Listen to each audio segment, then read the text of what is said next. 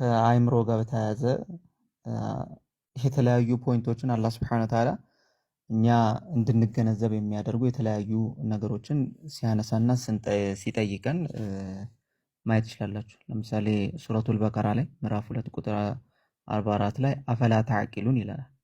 አትገነዘቡምን እያለ ልክ ጭንቅላታችንን እንድንጠቀም ማለት ነው። ጭንቅላታችንን እንድንጠቀም እንድናስተነትን ጭንቅላታችንን እንድናስተነትን ያ ነገር ትክክል ነው አይደለም።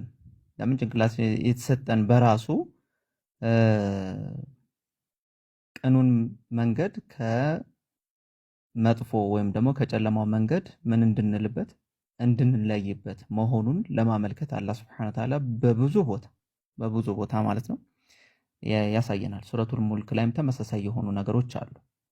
ግን ባይሆን እስልምናችን ላይ ከብሬን ከምንለው በተመሳሳይ ልክ ይሄ ጭንቅላታችን ያስባል፣ ጭንቅላታችን ይሄን ሐሳቦችን ሚሞሪዎችን ወይም ደግሞ ማገናዘብ ይችላል ከሚባለውም በላይ ደግሞ እስልምናው ላይ ከልብ ጋርም ኮንሰርን አለው።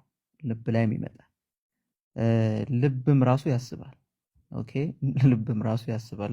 ልብ እንዴት ያስባል ብለው ይቀልዱብን ነበር ከዚህ በፊት እዚሁ ኮምፓራቲቭ ላይ ልብ እንዴት ልባችሁ እንደዚህ አይሆንም፣ ልብ እንደዚህ አይሆንም። ግን አሁን ሪሴንት የሆኑ ሳይንሶችን ግን ብታነቡ ሜዝ ራሱ ነገር አይደለም፣ አክቹዋል ነገር ነው። ልብ ራሱ የራሱ የሆነ ስላን እንዳለው ማለት ነው። እና ከጭንቅላት ጋር በተያያዘም ከልብ ጋር የተያያዘም ነገሮች ስላሉት ማለት ነው። ከልብ ጋር የተያያዙ ነገሮች ስላሉት ስለዚህ ሪፍሌክሽኖችን አፈላ የተደበሩን አልቁርአን ይላል አላህ Subhanahu Wa Ta'ala። ይሄን ቁርአን አያስተነትኑም እንዲ ከአላህ Subhanahu Wa Ta'ala ውጪ በሆነ ኖሮ በውስጡ እኮ ኺላፎችን መጋጨቶችን ያገኙ ነበር ይላል አላህ Subhanahu Wa Ta'ala። ኢነ ፊ ዛሊከ ለአያት ለቀውሚን የተፈከሩን። ይሄ አላህ Subhanahu Wa Ta'ala ከፈጠረ በኋላ አንድ ነገር ካደረገ በኋላ በርግጥም ይላል ኢንዲድ ይሄ እኮ የፈጠርናቸው ነገር ያሳየናቸው ነገር ምልክቶች ናቸው። ለነማ ለሚያስተነትኑ ሰዎች እነዚህ የተፈጠሩ ነገሮች ዓለም ላይ ቀንና ማታ መፈራረቃቸው ቀላል ነገር ሊመስለን ይችላል። በየጊዜው ሃቢቹዋል አክሽን የሚባል ነገር አለ አይደለ? በየጊዜው ያን ነገር ስለለመድ ነው ምንም ጀስት ይነጋል ይመሻል፣ ይነጋል ይመሻል። ግን ትልቅ የሆነ የአላህ Subhanahu Wa Ta'ala ተአምር እኮ ነው። ቀኑን ቀን አድርገን ብንተውባችሁ የምታርፉበትን ሌሊት ማን ያመጣላችሁ ነበር ይላል።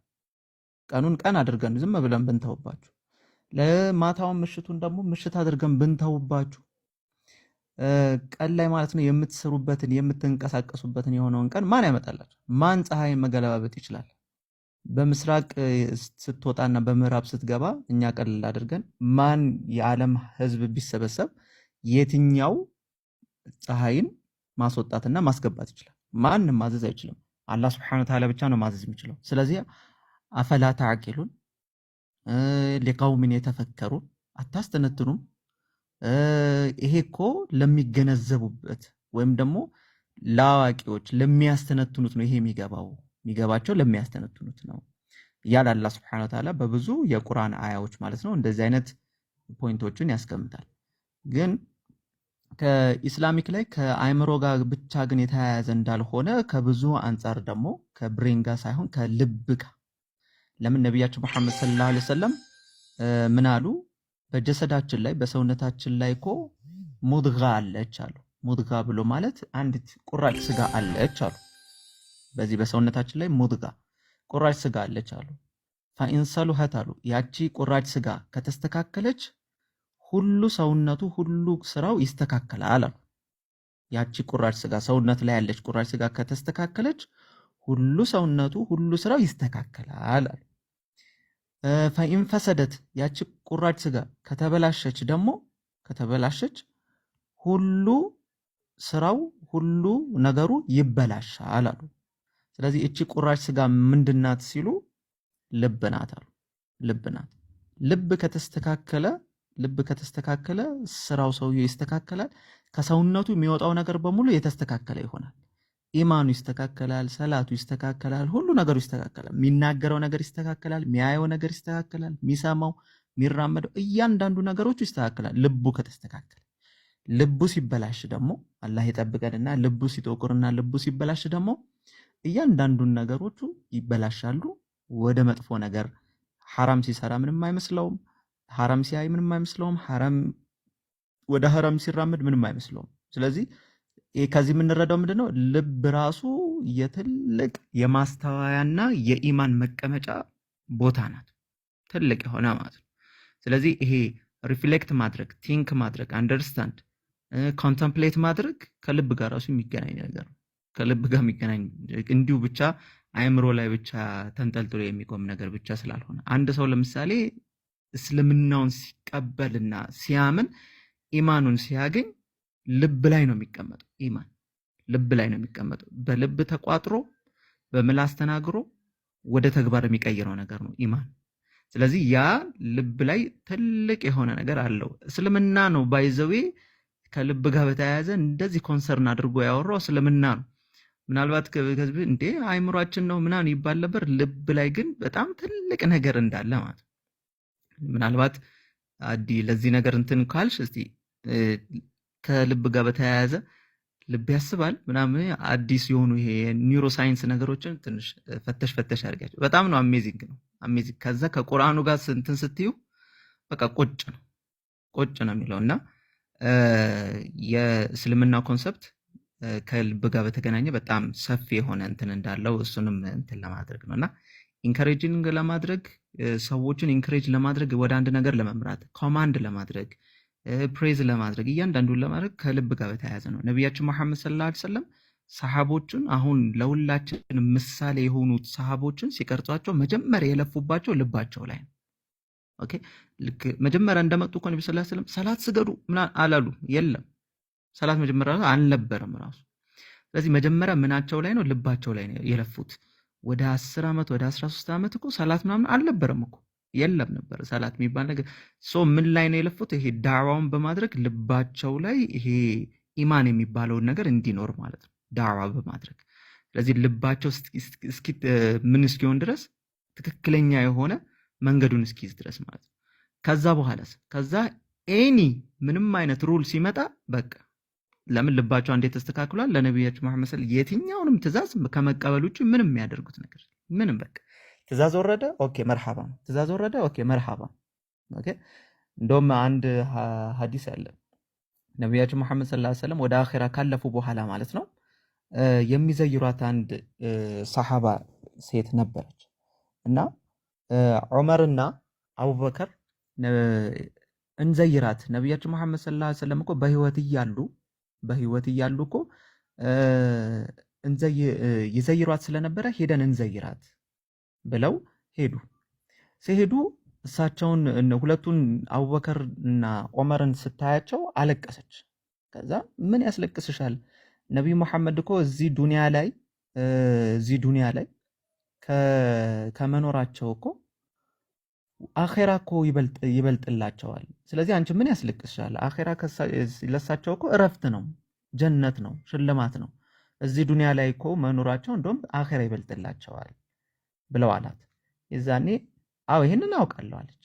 ይሄንን እኮ አውቃለሁ፣ ይሄ የሚያስለቅሰኝ ይሄ አይደለም አለች። የሚያስለቅሰኝ ይሄ አይደለም፣ እኔ የሚያስለቅሰኝ አለ ነቢያችን መሐመድ ሰለላሁ ዐለይሂ ወሰለም በመሞታቸው ወደ አኺራ በመሄዳቸው ወህይ ተቋረጠ። ከአላህ ይመጣው የነበረው ወህይ እና ሩሎች ሊሆን ይችላል። ከአላህ ይመጣ የነበረው ወህይ ተቋረጠ።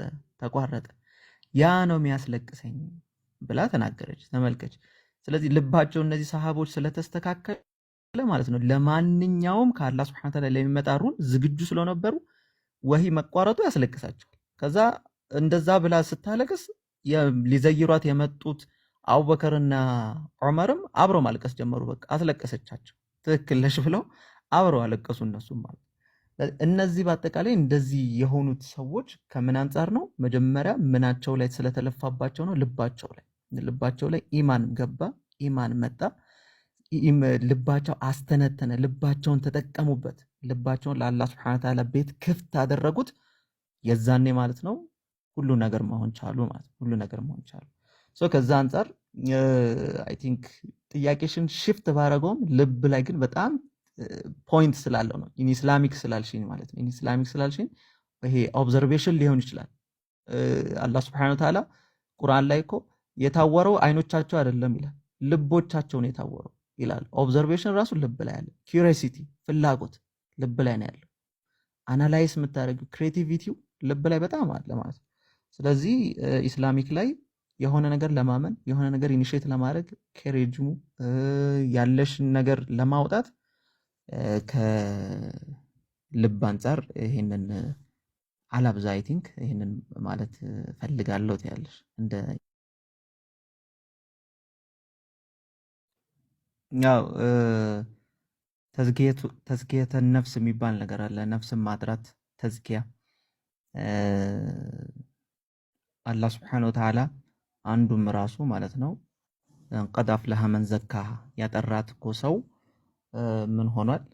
ፈላህ ወጥቷል ብሎ ማለት ነጃ ወጥቷል። ነገ ያ ሰው ጀነትን ያገኛል ማለት ያጠራት ሰው ልብን ሙሉ ለሙሉ ለእንደዚህ አይነት ነገር እንድትገራ የማድረጉ ዋናው ፖይንቱ መስመሩ አላህ ሱብሓነሁ ወተዓላ ያዘዘውን ትእዛዛቶች መታዘዝና ከከለከለው መከልከል ትልቁ አማራጭ ኦፕሽን የሌለው መንገድ ነው።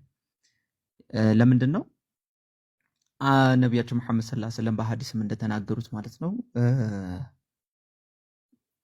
አንድ ሰው ወንጀል ሲሰራ ወይም ደግሞ መጥፎን ነገር ወይም አላህ የከለከለውን ሐራም የሆነውን ነገር ሲሰራ ልቡ ላይ ጥቁር ነጥብ ይጣልበታል፣ እንደ ዶት ማለት ነው ይሆንበታል አሉ። አንድ ሐራም ነገር ሲሰራ ልቡ ላይ ልክ እንደ ጥቁር ነገር ዶት ይቀመጥበታል አሉ። ከዛ አሁንም ሲሰራ እንደዚህ ዶት፣ አሁንም እንደዚህ ጥቁር ነገር ዶት እየሆነ ቀስ በቀስ ሐራሙ ሲበዛ ይሄ ዶት እየሆነ ልቡን ይሸፍነዋል። አላህ ይጠብቀንና ይሄ ልቡ ይሸፈናል ማለት ነው። የዛኔ ሰውየው ሐራም ቢሰራ ምንም አይመስለውም፣ ምንም ቢያደርግ ምንም አይመስለውም ማለት ነው። ለምን? ልቡ ተሸፍኖበታል ማለት ነው። ልቡ ደርቋል፣ ተሸፍኗል ማለት ነው። ስለዚህ አንዱ ይህንን ልብን የማጽዳት ወይም ደግሞ ልብን የማንጻት ትልቁ መፍትሄ አላህ ሱብሓነሁ ወተዓላ ያዘዘውን መታዘዝ፣ ከከለከለው መከልከል፣ ይሄ ትልቁ ነገር ነው። ሁለተኛው ልብን ደግሞ በጣም ትልቅ ነገር ምንድነው? ዚክር ነው። አላህን ሱብሓነሁ ወተዓላ በተደጋጋሚ ማውሳት፣ አላህም ቃል እንደገባው። አሁን እኛ ብዙዎቻችን ችግራችን ምንድነው? ቃል ያልተገባልን ነገር ላይ እንለፋና ከዛ አላህ ለምን ይሄን አላደረገልኝም ብለን ደግሞ እንናደዳለን። አላህ በዛ ነገር ቃል አልገባም፣ ግን ከዛ ለምን ደግሞ አልሆነም ብለን እንናደዳለን። ለምሳሌ አላህ ሱብሓነሁ ወተዓላ ያገባ ሰው ልጅ ይወልዳል ብሎ ቃል አልገባም። ስላገባሽ ልጅ ትወልዳለሽ ማለት አይደለም። ቃል አልተገባማ በዚህ ነገር ላይ። ቃል ቢገባልን ኖሮ ኦኬ እንዴ ዋይናት ብለን እንናደድ ነበር። ቃል አልተገባም እዚህ ላይ። የነገደ ሰው ያተርፋል የሚል ቃል የለም። ሊከስርም ይችላል። ቃል አልተገባም እዚህ ነገር ላይ። ኦኬ አሁን እኛ ችግራችን ምንድነው? ቃል ያልተገባልን ነገር ላይ ፍላክቹዌት በሚያደርገን ነገር ላይ ኖ ዌይ ለምን ብለን እንታገልና ከዛ በኋላ ሌላ አጀንዳ ውስጥ እንገባለን። ቃል የተገባልን ነገሮች ላይ ግን አሉ። ለምን? ለምሳሌ ቃል የተገቡ ነገሮች ላይ አላህ ሱብሓነሁ ወተዓላ አላ ቢዚክሪላሂ ተጥማኢነል ቁሉብ ብሏል። እነዚያ ያመኑት ሰዎች ዚክር በማድረግ አላህን በማውሳት ልቦቻቸው ይረጋጋሉ። ስለዚህ አላህን በማውሳት ልብ ይረጋጋል። ይሄ ቃል ተገብቷል። ምንድነው ኮንዲሽኑን የተቀመጠው? ማመን ነው። መጀመሪያ የቂን ብሎ ማመን፣ እርግጠኛውን አምነህ ከዛ በኋላ አላህን ሱብሓነሁ ወተዓላ ካወሳህ፣ አላህን ዚክር ካደረግ ልብህ ይረጋጋል። ይሄ ቃል ተገብቷል። ቃል የተገባ ነገር ነው። በእኛ መንገድ ለሚለፉ፣ በእኛ መንገድ ለሚጥሩ የሂዳያ መንገዶቻችንን ምን እንላለን? የሂዳያ መንገዶቻችንን እንመራቸዋለን ብለዋል። ይሄም ቃል አላህ ሱብሓነሁ ወተዓላ ቃል ገብቷል። ስለዚህ በሱ መንገድ ስትለፋ፣ በአላህ ሱብሓነሁ ወተዓላ መንገድ ስትለፋ የሂዳያ መንገድ አለ ወይ? አዎ አለ። ይሄ ቃል ተገብቶልሃል፣ ቃል ተገብቶልሻል። ስለዚህ በአላህ ሱብሓነሁ ወተዓላ መንገድ መልፋት አላህ ሂዳያ ለመስጠት ቃል ገብቷል። አምነህ ደግሞ ዚክር ካደረግ አላህን ካስታወስክ አላህ ልብህን ያረጥብልሃል፣ ያረጋጋል። ይሄ ቃል የተገባ ነው። አላህ ቃሉን የማያጥፍ ጌታ ስለሆነ ማለት ነው።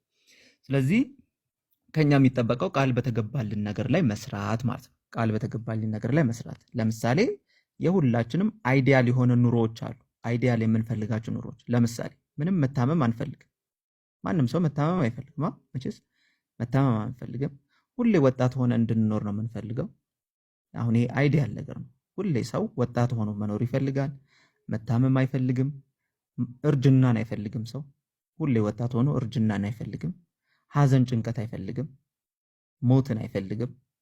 የሰው ልጆች አሁን እኛ የምንፈልጋቸው ይሄንን አላህ Subhanahu Wa Ta'ala አሁን የተነጋገረው አሁን ያለውን አለመታመም፣ ወጣት ሁሌ መሆን፣ አለመሞት፣ ጭንቀት፣ ሐዘን አለመኖር፣ ይሄን እያንዳንዱን ነገሮች ደግሞ አላህ Subhanahu Wa Ta'ala ይሄ ኑሮ ያለው ጀነት ላይ እኛ እዚህ ዱንያ ላይ እየፈለግነው እንታገላለን። ማንም ሰው ወጣት ከሆነ ያረጃታል። ነቢያችን መሐመድ ሰለላሁ ዐለይሂ ወሰለም ጅብሪል መጣና ወደ እሳቸው ምን አለ? የፈለከውን ያክል ኑር ትሞታለህ አላቸው። የፈለከውን ጅብሪል አለይሂ ሰላም ለነቢያችን ነው የሚላቸው። የፈለከውን ኑር ትሞታለህ አላቸው። የፈለከውን ውደድ ትለየዋለህ አላቸው። የፈለከውን ውደድ፣ የፈለከውን ትለየዋለህ። ስለዚህ ማንም ሰው ወጣት ሆኖ እዛው ስታክ ሆኖ አይቆይም ወጣት እንደሆነ። ግን አላህ Subhanahu Wa Ta'ala ጀነት ላይ ግን ጀነት ለገቡ ሰዎች ደግሞ ቃል የገባውን ሲፈጽም ጀነት ሰዎች ሲገቡ ተጣሪው ይጣራል አሉ። ናዳ ሙናዲ ተጣሪው ይጣራል። ምን ይላቸዋል? ያ ተጣሪው ማለት ነው አነ ለኩም አንተህዩ ፈላ ተሙቱ አበዳ ይላቸዋል። ካሁን በኋላ እናንተ ትኖራላችሁ፣ ሞት የሚባል የለባችሁም ይባላል የጀነት ሰዎች። ያው ቃሉን ሲፈጽም ማለት ነው። ጀነት ላይ ነው ይሄ ያለው። ትኖራላችሁ፣ ሞት የሚባል የለም። ሁሌም ወጣቶች ናችሁ፣ እርጅና የሚባል የለም ይባላል። ሁሌም ወጣቶች፣ የጀነት ሰው ወጣት ነው በነገራችን። ሁሌም ወጣቶች ናችሁ፣ እርጅና የሚባል የለባችሁም። ሁሌም ደግሞ ጤነኞች ናችሁ፣ በሽታ ሐዘን የሚባል ነገር የለባችሁም ይባላል። ሁሌም ጤነኞች ናችሁ። በሽታ ሐዘን፣ ጭንቀት፣ አሁን ምን እበላለሁ ምን እጠጣለሁ ያሳስበናል። ነገ ምንድነው ያሳስበናል። ውጣ ውረዱ ያሳስበናል። ያ ነገር በአጠቃላይ የለባችሁም። በሰላም ትኖራላችሁ የተባለውም ጀነት ላይ ነው። እነዚህ ቃል የተገቡ ዱንያ ላይ ሳይሆን ምን ላይ ነው? ጀነት ላይ የተገቡ ቃሎች ናቸው። እነሱን ቃል በተገባልን ነገር ላይ መሯሯጥ ያስፈልጋል። ለምን? አላህ Subhanahu Wa Ta'ala ቃል የገባውን የማያጥፍ ስላልሆነ ማለት ነው። ስለዚህ ልቦቻችንን የምናጠራበት መንገድ አንደኛው ከሐራም መራቅ፣ ሁለተኛ ደግሞ ዚክር ማድረግ፣ መዘከር፣ አላህን Subhanahu Wa Ta'ala መዘከር፣ እንዲሁም ሰላዋት ማድረግ። እነዚህ ነገሮች በጣም ትልቅ ልብን የሚያጠሩ ነገሮች ናቸው። ነቢያችን መሐመድ ሰለላሁ ዐለይሂ ወሰለም እንደ ዚክር እኮ አላየውም አሉ። ከቀብር ቅጣት የሚያድን ነገር አሉ። ቀብር ላይ በርዘኽ ላይ ቅጣት አለ። ሰው ጥያቄ አለበት። ከዛ ከቀብር ከቅጣትና ከጥያቄው የሚያድነውን ነገር አላየውም እንደ ዚክር ቢሆን እንጂ አሉ። ስለዚህ ብዙ ዚክሮች አሉ፣ ብዙ ወንጀላችንን የሚያስምሩ ቀልባችንን የሚያረጥቡ ሌላ ሌቭል ውስጥ የሚከቱን ማለት ነው። ከተጠቀምንበት ቁጭ ብለን ከተጠቀምንበት ዚክር ካደረግን እየሰራንም ቢሆን ዚክር ማድረግ ይቻላል። ግን አስበንበት ሆን ብለን ቁጭ ብለን ዚክር ማድረግ ደግሞ በጣም ትልቅ ፋይዳ ነው ያለው እና ዚክር ላይ መበርታት ሌላው ቀልባችንን ማለት ነው የሚመልስልና ወደ አላህ Subhanahu Wa Ta'ala መንገድ የሚከትልን ነው። ለምን? ዋናው ፖይንት ምንድነው? ኑረል ኢማን ነው። ሰው ኑረል ኢማን ካለው ውስጡ ልቡ ላይ ኑር የሚባለው የኢማን ብርሃን ካለው ሌላ ነገሮቹ ለሱ ቀላሎች ናቸው። ቢቸገር ይደሰታል። ለምን? ኢማን አለው። እየራበው ይደሰታል። ለምን? ኢማን አለው። ብቸኛ የሆነ ይደሰታል። ለምን? ኢማን አለው። ውስጡ አላህ እንዳለው ስለሚያውቅ ማለት ነው። ሰው እያገለሉት ይደሰታል። ለምን? ውስጡ ኢማን አለ። አብሮት ማን እንዳለ ያውቃል። ኢማን አለው ማለት ነው። እሱ የሚያስበው ውስጡ ማነው? ልቡ ላይ ገዝፎ የተቀመጠው አላህ Subhanahu Wa Ta'ala ነው። የነብዩ መሐመድ ሰለላሁ ዐለይሂ ወሰለም ውዴታ ነው። ትላንትና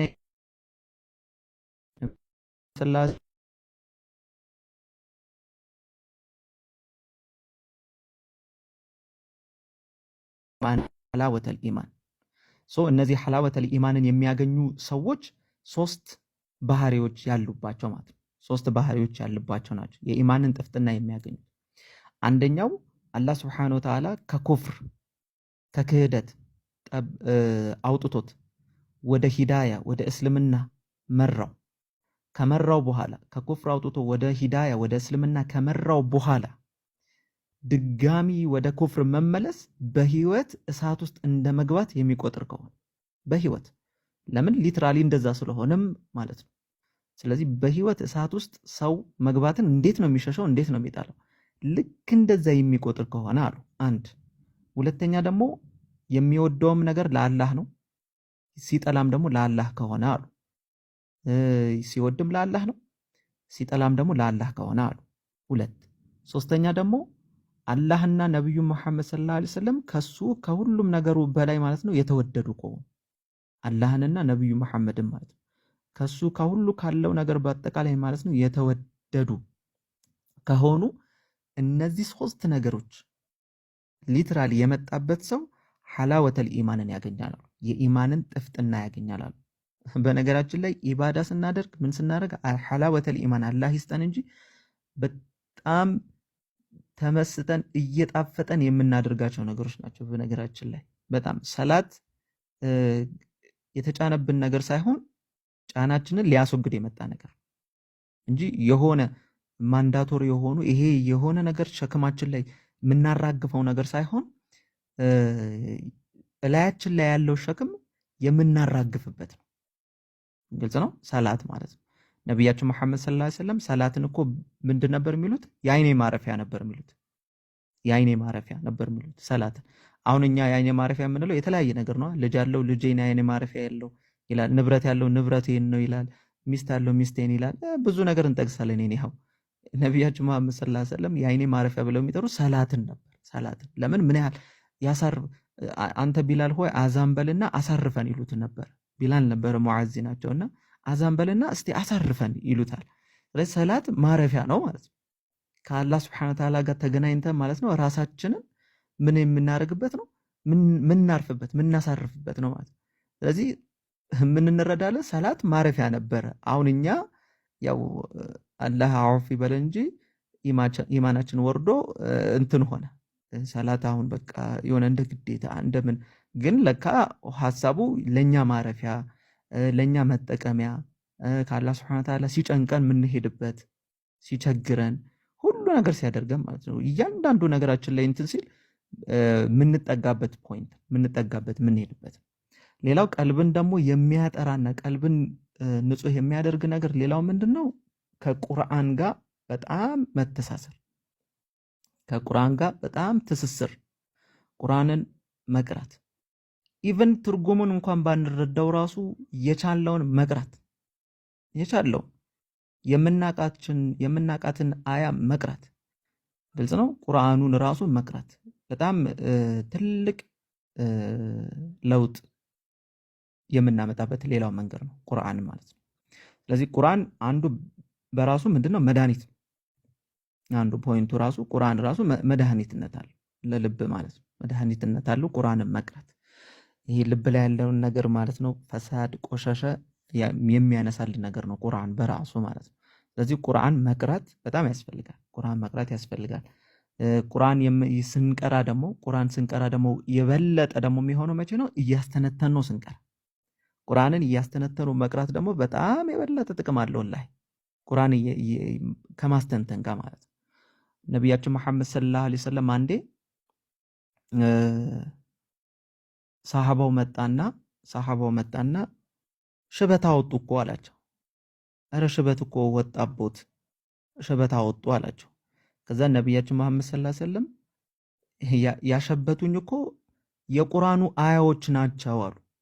እነዚህ እነ ሁድ እነ ስለ ቂያማ የሚያወሩ እነ ዋቂያ ስለ ቂያማ የሚያወሩ የቁርአን አያዎች አሉ። እነሱ ናቸው ያሸበቱኝ አሉ። እነሱ ናቸው ያሸበቱኝ አሉ።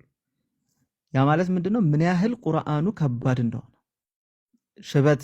አሁን እኛ በዱንያ ስንከስር ወይ ደግሞ የሆነ ነገር ሲገጥመን በዱንያ ጭንቀት ነው ሽበት የምናወጣው እኛ ማለት ወይ ደግሞ በእድሜ ነቢያችን መሐመድ ሰለላሁ ዐለይሂ ወሰለም ግን ሽበት እንዲወጣባቸው ያደረገው ነገር ምንድን ነው? የቁርአኑ አያ ስለ ቂያማ የሚያወራው ክብደቱ ማለት ነው። ያው እኛን አላህ ሱብሓነሁ ወተዓላ የምንረዳ ያደርገን እንጂ ክብደቱ እነሱ ናቸው ሽበት እንዲወጣብኝ ያደረጉታል። ኢማጂን። ስለዚህ ቁርአንን ከማስተንተን ጋር ምን ማድረግ ማንበብ ያስፈልጋል ቁርአንን ማለት ነው። እየተንተባተብንም ቢሆን ምንም እያደረግን ቢሆን መቅራት። ለምን በሐዲሳቸው ነቢያችን መሐመድ ሰለላሁ ዐለይሂ ወሰለም ምን ብለዋል? እየተንተባተበ እየታገለ ቁርአንን አይችለውም፣ ግን እየተንተባተበ እየተቸገረ የሚቀራ ሰው 2 አጅር አለው አሉ። 2 ነው ምንዳው አሉ። እየተቸገረ ሲሰበርበት እያስተካከለ አሁንም ሲበላሽበት እያቃና የሚቀራ ሰው ማለት ነው 2 ነው አጅሩ አለው። አንደኛው በመቅራቱ፣ ሁለተኛው ደግሞ ጥረት በማድረጉ ማለት ነው 2 አጅር አለው አሉ። 2 አጅር አለው። ስለዚህ አልቻለም ብለን ከቁርአንም መራቅም እንደሌለብን የሚያሲዝ የምንችላትን እንኳን ራሱን መቅራት እንዳለብን ማለት ነው። የምንችላትን መቅራት እንዳለብን የሚያሲዝ ነው። ሌላው ከቀልብ ጋር ደግሞ ቀልብን ለማጥራት በጣም ትልቁ ነገር ደግሞ ምንድነው? ዱዓ ነው። ዱዓ ማድረግ ኢን ኢስላሚክ በጣም ትልቁ ምሰሶ ነው። አዱዓኡ ሙኹል ዒባዳ አሉ ነቢያችን መሐመድ ሰለላሁ ዐለይሂ ወሰለም።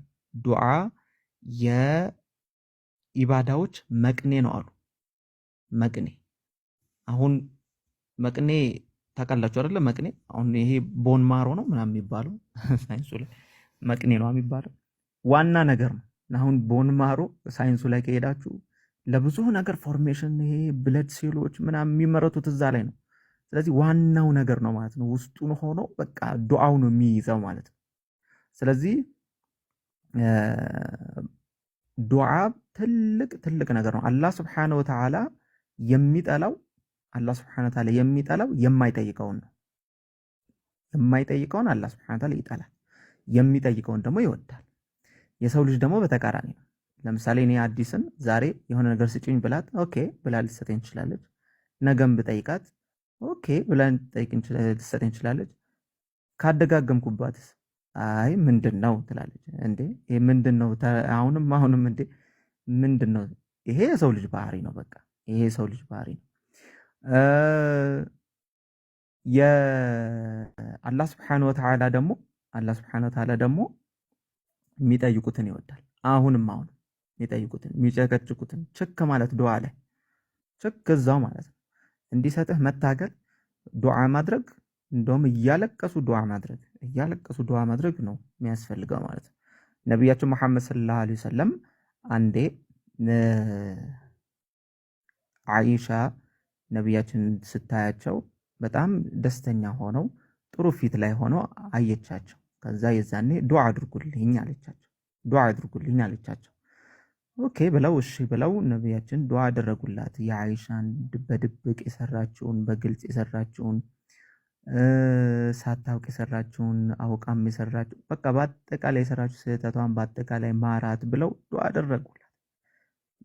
አይሻ በጣም ደስ አላት። በቃ በጣም ከደስታዋ በቃ ሳቅ እየሳቀች ጎንበስ ብላ ራሱ ጉልበታን እስኪነካ ድረስ ማለት እስክትጋጭ ድረስ በጣም ደስ አላትና ከዛ ነቢያችን ሲያዩዋት በጣም ተደሰች። እንዴ በዚህ ዱዓዬ አሏት። እንዴት አልደሰትም? እርስዎ ይህን ያህል ዱዓ አድርገውልኛል።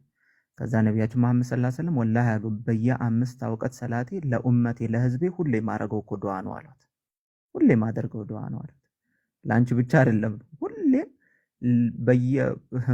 በየ5 አውቀት ሰላት ለህዝቦቻቸው ለኛ ማለት ነው፣ ለአንቺ ለኛ ለኔ ሁሌ የማደርገው ዱዓ ነው አሉ። ሁሌ የማደርገው ዱዓ ነው አሉ። ምን ያህል ዱዓ እንደሚያደርጉ ማለት ነው። ምን ያህል በሌላ ሐዲሳቸው እንዲሁ አይሻ ራሷ ማለት ነው ነቢያችን መሐመድ ሰለላሁ ዐለይሂ ወሰለም ሌሊት ማለት ነው ቆመው እግራቸው እስኪሰነጠቅና እስኪያብጥ ድረስ ሌሊት ይቆሙ ነበር። ሌሊት ሰላት እየሰገዱ ዱዓ እያደረጉ ማለት ነው። ከዛ መጣ ትንሽ እንኳን እረፍ፣ የበፊቱም የሚመጣውንም ወንጀል ተምሮልህ ሲያበቃ ለምን ራስን ይሄን ያህል ታስጨንቃለህ? ምን ይህን ያህል ራስህን ለምን ታስጨንቃለህ ብላ አይሻ ረዲየላሁ ዐንሃ ማለት ነው ለነቢያችን መሐመድ ሰለላሁ ዐለይሂ ወሰለም አለቻቸው። የዛኔ ምን አሉ? አፈላ አኩኑ ዐብደን ሸኩራ አሉ። ታዲያ ይህን ላደረገልኝ አምላክ አመስጋኝ ባሪያ መሆን የለብኝምን አሉ። ስለዚህ አሁን ነቢያችን መሐመድ ሰለላሁ ዐለይሂ ወሰለም በዚህን ያክል ኢንቴንስ ዱዓ የሚያደርጉ ከሆነ እኛ ምን ያህል ነው ዱዓ የሚያስፈልገን? ምን ያህል ዱዓ ያስፈልገናል? በጣም ፊታችንም ጀርባችንም ቀኝም ግራችንም በጣም የተበላሹ ብዙ ነገሮች አሉ። ሁሉም ሰው የየራሱን ጓዳ ስለሚያውቅ ማለት ነው። ስለዚህ በጣም ዱዓ ያስፈልገናል። ሌላው ቀልብን የሚያረጥብና የሚያስተካክል ነገር ደግሞ ዱዓ ነው ማለት ነው። ስለዚህ ዱዓ ላይ መበርታት፣ እርስ በርስ ዱዓ መደራረግ በጣም ተቀባይነት አለው። ከፈርድ ሰላት በኋላ ዱዓ ማድረግ፣ ሌሊት 1/3 ሲቀር ዱዓ ማድረግ፣ የተመረጡ እንደዚህ ጊዜያቶች ላይም ሁሌም ቢሆን ዱዓ ማድረግ ፈዳኢሉና ይሄ ቀልብን ከማርጠብና ከማንጻት አንፃር ትልቅ ተጽዕኖ አለው ማለት ነው። አይ ቲንክ ይበቃኛል። አዲስ እንትን የሚባለው እዚህ ላይ አዲሽናል ፖይንቶች ለማንሳት ያክል ወደ ፕራክቲሱ መግባት ለውጡን እንደሚያመጣ ራሳችሁ ማየት ትችላላችሁ ነው። ኮንሲስተንሲ ያለው ፕራክቲስ ውስጥ ስትገቡ ለዛ ነገር ታዩታላችሁ። ለምሳሌ ከዚክር ጀምሩ፣ ዚክር መዘክር ጀምሩ። ለምሳሌ በራሳችሁ በቀን ውስጥ ይሄን ያህል እንኳን ቢያንስ ብዘክር፣ በቀን ይሄን ያህል እንኳን ብቀራ ብላችሁ ማለት ነው። ለምሳሌ ሱብሃንአላህ ወልሐምዱሊላህ ወላ ኢላሃ ኢለላህ አላሁ አክበር የሚለውን ዚክር ለምሳሌ በቀን ውስጥ አዲስ ለምሳሌ ስራም እየሰራች ሊሆን ይችላል፣ 100ም ሊሆን ይችላል፣ 200ም ሊሆን ይችላል፣ 300ም ሊሆን ይችላል፣ የቻለችውም ማለት ነው። ሱብሃንአላህ ወልሐምዱሊላህ ወላ ኢላሃ ኢለላህ አላህ እያስተነተነች ሱብሃንአላህ ስትል አላህ የጠራ ጌታ ነው ከሚሉት ነገር በአጠቃላይ የጠራ ጌታ ነው። አልሐምዱሊላህ ስትል ለዋለላት ውለታ በሙሉ እያመሰገነች አልሐምዱሊላህ ስትል ምስጋና ለዓለማቱ ጌታ ይገባው እያለች አላሁ አክበር ስትል አላህ ከሁሉም ታላቅ የሆነ ነው ብያለች እያስተነተነች ማለት። ላኢላሃ ኢለላህ ስትል ከሱ ውጪ በሐቅ የሚገዙት ጌታ የለም ብላ አሁንም እየደገመች ስለዚህ ሱብሃንአላህ ወልሐምዱሊላህ ወላ ኢላሃ ኢለላህ አላሁ አክበር እያለች እንደዚህ ይሄንን ዚክር ኢማጂን 100 ጊዜ 200 ጊዜ 300 ጊዜ ስትዩ you have no idea ሌላ ዓለም ውስጥ ነው የምትገቢው። እያስተነተንሽ ቁጭ ብለሽ ለምሳሌ 30 ደቂቃም ሰጥተሽ ሊሆን ይችላል። ያንን እንደዚህ አይነት ዚክሮችን ማለት በጣም ትልቅ አላህ Subhanahu Wa Ta'ala ቃል የገባውን ሊተራሊ ታያዋለሽ። ዚክር በማድረግ ልቦች ይረጥባሉ፣ ዚክር በማድረግ ልቦች ይረጋጋሉ ያለውን ሊተራሊ ታዩታላችሁ ማለት በተግባር። ኮንዲሽኑ መጀመሪያ ማመን። ኮንዲሽኑ ማመን ብሎ ማለት ምንድነው? በአላህ Subhanahu Wa Ta'ala ማመን። ለምሳሌ አንድ የካደ ሰው ይሄንን ሊዘክር አይችልም። ካፊር ሰው ይሄን ሊዘክር አይችልም። ስለዚህ በአንዱ አላህ Subhanahu Wa Ta'ala ያመነ የቂን ያለው እርግጠኛ የሆነ ሰው ይሄንን ሲዘክር በጣም ትልቅ ለውጥ ነው የሚያገኝ። ትልቅ። ስለዚህ ራሳችንን ማለማመድ ለዚክሮች ለተለያዩ ዚክሮች ማለት ነው። ዚክሮቹ ከልብን እንትን ከማለትም አንፃር ያላቸው ፋይዳም በጣም ትልቅ ስለሆነ ማለት ነው። ትልቅ ስለሆነ ወንጀልን ከማስማር አንፃር ምንዳን ከመጨመር አንፃር በጣም ትልቅ ስለሆኑ ማለት ነው። ትልቅ ለምሳሌ አንድ ሰው لا إله إلا الله وحده لا شريك له الملك وله الحمد وهو على كل شيء قدير የሚለውን ዚክር 100 ጊዜ ያለ አሉ ነብያችን መሐመድ ሰለላሁ ዐለይሂ ወሰለም። 100 ጊዜ ያለ አሉ 100 ወንጀል ይራገፍለታል አሉ። 100 አጅር አላህ ይጽፍለታል አሉ። ባሪያዎች ነፃ እንዳወጣ ይቆጠርለታል አሉ። አሁን 100 ጊዜዎችን በማለት ኢማጂን ትልቅ ነገር ነው የሚያደርገው። ሱብሃንአላሂ ወቢሐምዲሂ 100 ጊዜ ያለ አሉ። ሱብሃንአላሂ ወቢሐምዲሂ 100 ጊዜ ያለ አሉ ነብያችን መሐመድ ሰለላሁ ዐለይሂ ወሰለም። ወንጀሉ እንደ ባህር አረፋ እንኳን ቢያክል አላህ ያራግፍለታል። ስለዚህ ዚክሮች በጣም ደው ጥቅም ያላቸው በጣም ማለት ነው። ሰላዋት አላሁመ ሰሊ አላ መሐመድ ወዐላ አሊ ሰይድና መሐመድ 100 ማለት ነው። ሰሃባው ማለት ነው እርሶ ላይ እኮ እኔ ሰላዋት አወርዳለሁ አላቸው። እርሶ ላይ ሰላዋት አወርዳለሁ። ምን ያህሉን ላውርድ? የአንድ ሶስተኛውን አወርዳል ሰላዋት እላለሁ። ምን ያህሉን ልበላል? በጣም ጥሩ ነው ይጠቅመሃል፣ ብትጨምር ግን ላንተ የተሻለ ነው አሉት። ከዛ ኦኬ እሺ ግማሹን በቃ ሰላዋት አድርጋለሁ አላቸው። ኦኬ ላንተ ይጠቅማል ብትጨምር ግን ላንተ የተሻለ ነው አሉት። አሁን ሰውየውም እንደዚህ 75% ኦኬ ጥሩ ነው ብትጨምር ላንተ 100% በቃ ሁሉ ሙሉ ዚክሬ ሰላዋት አድርጋለሁ ሲላቸው የዛኔማ ለጭንቀትህ ለሐሳብህ በአጠቃላይ ይበቃሃል አሉት። ለጭንቀትህ ለሐሳብህ ላለብህ ነገር በአጠቃላይ ይበቃሃል አሉት። ስለዚህ ሰላዋት ራሱ በጣም ትልቅ የሆነ ዚክር ነው። ትልቅ ዚክር ነው ማለት ነው ሰላዋት። አላሁመ ሰሊ አላ ሙሐመድ ወዐላ አሊ ሰይድና ሙሐመድ። አብሶ ጁምዓ ቀን ላይ ሰላዋት በጣም ይወደዳል። ሁሌም ደግሞ ሰላዋት ይወደዳል። ጁምዓ ቀን ላይ ግን አብሶ ደግሞ ይበልጥ የሚወደድበት ነውና ዚክሮችን እስቲ ፕራክቲስ እናድርጋቸው። አሁን ለምሳሌ እንደዚህ አይነት ንግግሮች ልክ አለ አይደለ? አንድ ሰው መርፌ ሊወጋ ሲል መጀመሪያ ጥጥ ይታሻል በጥጥ ዝም ብሎ ጥጡን ብቻ ሸኝ አይለውም ዶክተር። መወጋት አለበት መርፌው ነው ሲወጋ ነው የሚሻለው። ዝም ብሎ ጥጡ ብቻ ከሆነ ንግግሩ አስቸጋሪ ነው። ወደ ዚክሩ መግባት ያስፈልጋል ማለት ነው። ዚክሩንም ማለት ቁርአኑንም መቅራት የተወሰነ ጊዜ እስክንለማመድ ሊያስቸግረን ይችላል። ከዛ በኋላ ግን በጣም ትልቅ ለውጥ ስላለው እንደዚህ በየቀኑ እንደ ሬሜዲ ተጠቅመን ደግሞ እንትን እንለዋለን። ለምሳሌ ምን ያህል እዚህ ላይ ምን ያህል ዘከራችሁ፣ እንዴት አደረጋችሁ፣ ተጠቀማችሁበት ወይ ዝም ብሎ ከሚበተን ማለት ነው። አንዳንዴ ንግግሮች በቀኝ ጆሮ ሰምተን በግራ የማፍሰስ ነገር እንደዛ ነገር ሳይኖር ፕራክቲካሊ እውነትም እንትን ካልም ማለት ነው ፕራክቲካሊ እውነትም ያንን ነገር ከተገበርነው ለውጥ ስላለው እናድርገውና እንሞክረው። ሁላችሁም የየራሳችሁ ታይማችሁን እረፍታችሁን ታቁታላችሁ። ሁላችሁ እረፍታችሁን ታቁታላችሁ፣ ታይማችሁን ታቁታላችሁ። ለምን አላህ Subhanahu Wa Ta'ala አስታውሱኝ አስታውሳችኋለሁ አለ። ኢማጂን አስታውሱኝ አስታውሳችኋለሁ ማን ነው እያስታወሰን ያለው የሚለውን እኮ ስንረዳ በጣም ትልቅ ነገር ኻሊቅ السماوات والارض የሰባት ምድር ፈጣሪ እኛን ሲያስታውሰን ማለት ነው። ኢማጂን የአንድ ሀገር ወይ የሆነ ባለስልጣን እኮ የኛን ስም ዛሬ ከጠራ ኢማጂን እንዴት ነው የምንደሰተው? አላህ Subhanahu Wa Ta'ala እናንተ አስታውሳችኋለሁ ያለው። ስለዚህ ይሄ በጣም ትልቅ ፋይዳ አለው። ስለዚህ በዚክር ላይ እስቲ ይሄንን ፕሮግራሙን እንትን እናድርገው። እኔ በራሴ ለምሳሌ የሆነ ነገር ይዣለሁ ብዬ ወርዳለሁ። አዲስም የሆነ ነገር እዚህ ጋር 100 ምናምን 80 ምናምን ሰዎችም የየራሳችሁ ኢንሻአላህ እንደዚህ ይሄን ያህል በዚህ ክፍተት ጊዜ ይሄን ያህል እዘክራለሁ ኢንሻአላህ ይሄን ያህልማ የሆነ ፖይንት አድርጋችሁ ማይንድ የሆነ ፖይንት ላይ መስመር ስታሰምሩለት ይወዳል። ዝም ብሎ ሊሚትለስ አታርጉበት። ሊሚትለስ ነገር ካደረጋችሁት የሆነ ማይንድ ለምሳሌ 300 ወይ 400 የሆነ ነገር ለራሳችሁ አበጅታችሁ ያን ስታሳኩት ሳቲስፋይ ያደርጋል፣ ደስ ይለዋል። ዝም ብሎ ግን ሊሚትለስ ነገር ከሆነ ግቡን ካላወቀው ይቸገራል። ኦኬ ስለዚህ ዝም ብላችሁ ለራሳችሁ ማለት ነው በራሳችሁ ፕሮግራም አውጡና ኢንሻአላህ በይሄን 30 ደቂቃ ዘክርበታለሁ አላህን አወሳለሁ ብላችሁ ያንን ነገር የየራሳችሁ ማለት ነው ካደረጋችሁ ኢንሻአላህ ለውጡን ታዩታላችሁ ኢንሻአላህ። አዲስ